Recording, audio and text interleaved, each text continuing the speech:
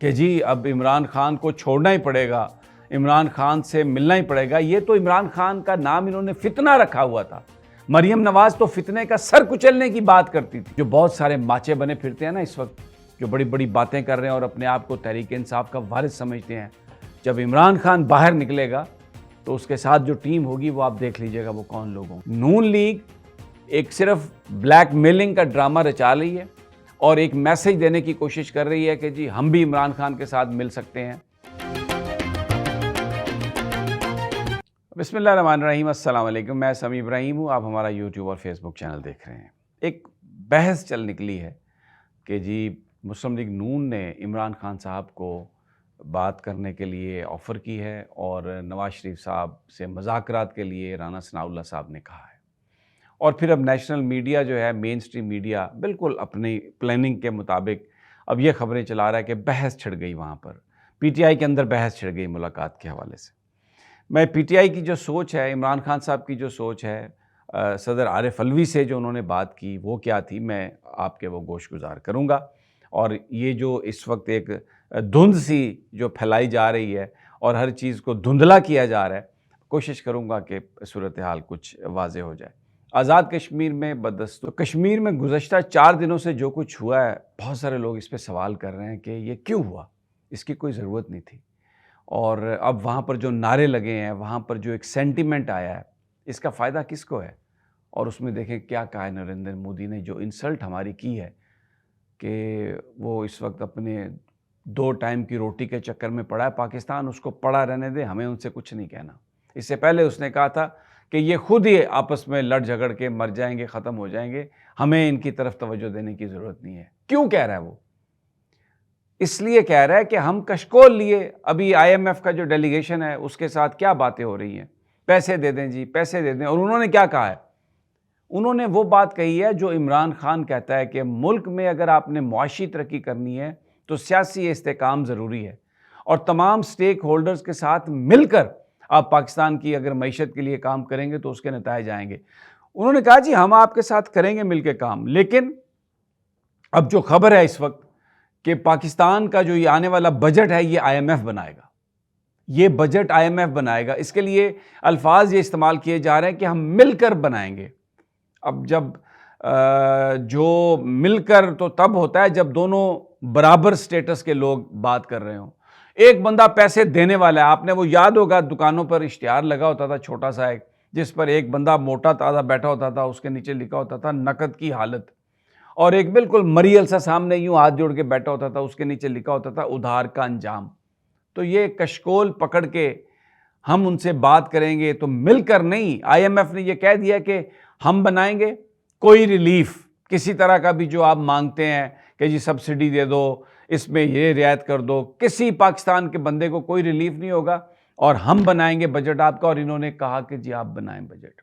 और ये जो अब जल्दी है ना इनको, मैं आपको बताऊं, अब मैं उस स्टोरी की तरफ आता हूं कि ये जो राना सनाउल्लाह ने जो बात की है, क्या ये मुलाकात करने में सिंसियर हैं और क्या ये इस पोजीशन में भी हैं कि कोई बात कर सकें? क्योंकि जो डीजी आईएसपीआर ने प्रेस कॉन्फ्रेंस की वो तो कुछ और थी, उसके बाद जो लोगों से एस्टेब्लिशमेंट के लोग मिलते हैं वो तो कुछ और बात करते हैं। तो ये क्यों इन्होंने ये बात कही कि जी हम उनसे मिलने के लिए तैयार हैं? क्या ये किसी को ब्लैकमेल करने की बात कर रहे हैं? क्या ये बताने की, पिंडी को ये पैगाम देने की कोशिश कर रहे हैं कि आप हमारी बातें मान लें, अगर आपने हमारी बातें नहीं माने तो हम इमरान खान से जाके मिल लेंगे? ये सारे सवाल हैं। अब राना सनाउल्लाह ने जो गुफ्तगू की है कि जी अब इमरान खान को छोड़ना ही पड़ेगा, इमरान खान से मिलना ही पड़ेगा, ये तो इमरान खान का नाम इन्होंने फितना रखा हुआ था। मरियम नवाज तो फितने का सर कुचलने की बात करती थी, तो ये कहाँ से मुज़ाकरात और गुफ्तगू के लिए सिंसियर हो गए होंगे? देखें। और फिर दूसरी बात, एक for the sake of argument हम ये बात मान लेते हैं कि जी वो बड़ी नेक नियति से ये बात कर रहे हैं कि इमरान खान साहब आइए इस वक्त बात करें और मुल्क की जो सूरत हाल है उसको बाहर निकालने के लिए मिलकर इकदाम करें। तो सबसे पहला सवाल ये है कि क्या आपके पास ये मैंडेट है? डीजी आईएसपीआर तो ये कहते हैं कि 9 मई के मुकदमात चलेंगे, लीडरान को सज़ा होगी, उनके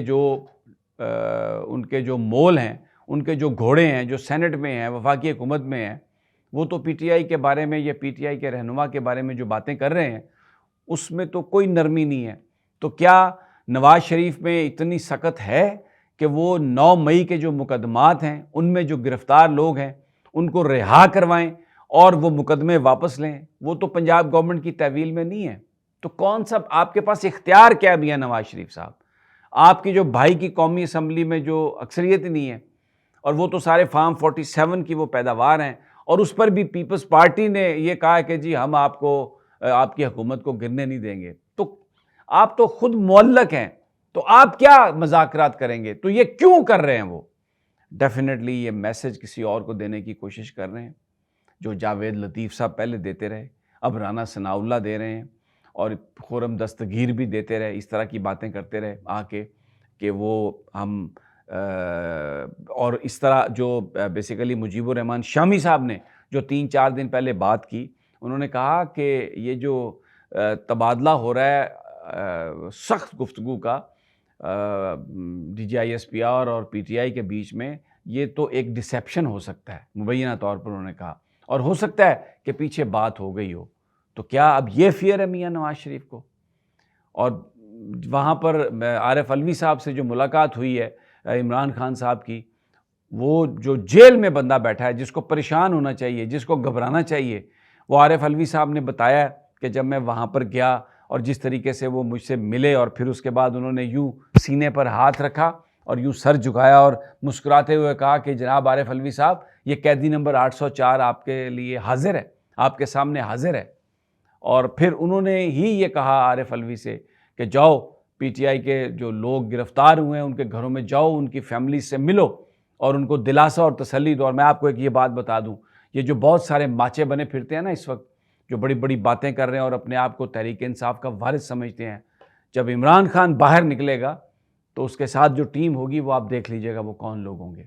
नज़रियाती लोग होंगे, कमिटेड लोग होंगे, काम करने वाले लोग होंगे, जिन लोगों ने इमरान खान का नाम बेच के मराहत ली हैं और एक कन्फ्यूजन ही क्रिएट किया, वो उन लोगों की इमरान खान के साथ कोई गुंजाइश नहीं होगी, मैं आपको ये बात बता दूं। तो नून लीग एक सिर्फ ब्लैकमेलिंग का ड्रामा रचा रही है और एक मैसेज देने की कोशिश कर रही है कि जी हम भी इमरान खान के साथ मिल सकते हैं। तो फिर अगर हम सारी सियासी जमातें एक हो गई तो फिर तुम कहाँ जाओगे, तुम क्या करोगे? लेकिन जनाब उनके पास ना कोई मैंडेट है, ना इनके पास कोई इख्तियार है और इमरान खान बिल्कुल कतई तौर पर नून लीग के साथ बात करने के लिए तैयार नहीं है, पीपल्स पार्टी के साथ बात करने के लिए तैयार नहीं है, MQM के साथ बात करने के लिए तैयार नहीं है। सिर्फ एक सूरत में गुफ्तगू हो सकती है, अगर ये फार्म 45 को एक्सेप्ट कर लें। ये जो नशिस्तें इन्होंने फार्म 47 के ज़रिए हासिल की हैं, उन नशिस्तों से ख़ुद ये पीछे हट जाएं। जिस तरह स्पीकर ने पंजाब असम्बली के जो रिज़र्व सीट्स हैं सुप्रीम कोर्ट के फैसले के बाद उनको सस्पेंड किया, तो जो सीटें इन्होंने फार्म 47 के ज़रिए हासिल की हैं, ये वहाँ से वो सीटें दे दें और फिर इमरान खान जब मैंडेट वापस होगा तो इनके साथ किसी के साथ भी वो बात करने के लिए तैयार है। सिर्फ किस इशू पर कि आगे गवर्नेंस जो है वो कैसे होनी है और आगे जो सिस्टम है वो कैसे चलाया जाएगा, लेकिन ना कोई NRO पर बात होनी है। यह जो इन्होंने खुद से लेजिस्लेशन करके अपने आप को सारे मुकदमात वापस करवा लिए हैं, ना इन पर कोई बात होनी है। और बिल्कुल उसी तरह डटा हुआ है इमरान खान, बिल्कुल किसी तरह की लचक नहीं है। और आज़ाद कश्मीर की जो सूरत हाल है उस पर बहुत ज़्यादा इमरान खान परेशान है और अपने दोस्तों साथियों से उन्होंने बार बार कहा है कि मुझे ये एक साजिश लगती है। कश्मीर में जो हालात ख़राब किए गए हैं और वहाँ पर उनके दिलों में जो नफ़रत डालने की कोशिश की गई है उसके पीछे बड़े मकासद हैं और ये सौदा कर लिया इन्होंने, और उस सौदे को पूरा करने के लिए इन्होंने कश्मीर के अंदर ये सेंटिमेंट पैदा किए हैं और ये इंतहाई पाकिस्तान के लिए, पाकिस्तान की खारजा पॉलिसी के लिए इंतहाई अफसोसनाक है। इजाज़त दीजिए मुझे अगली वीडियो तक। अल्लाह ने